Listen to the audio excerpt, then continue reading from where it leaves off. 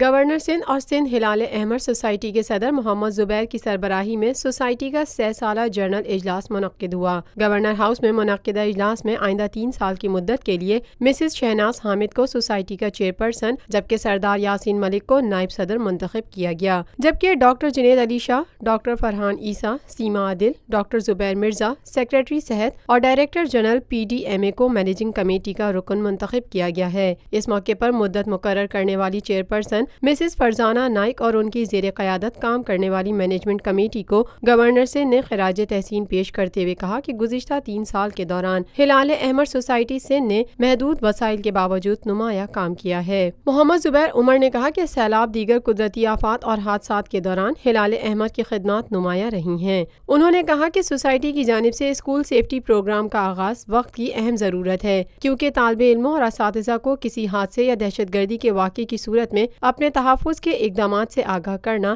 ایک زبردست کاوش ہے، جس کے لیے ناروے کی ریڈ کراس کا تعاون بہت خوش آئند ہے۔ گورنر سندھ نے مزید کہا کہ ہلال احمر کراچی کے علاوہ صوبے کے دیگر 16 اضلاع میں کام کر رہی ہے، جبکہ اس کے دائرہ کار کو پورے صوبے تک بڑھانے کی ضرورت ہے تاکہ صوبے بھر کی عوام اس کی خدمات سے فائدہ اٹھا سکیں۔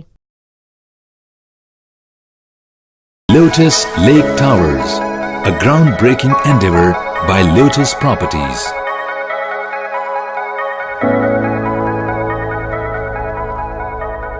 پاکستان بھر میں نمائندگان کا وسیع نیٹ ورک، ہر خبر جاننے کے لیے دیکھتے رہیے TNN TV۔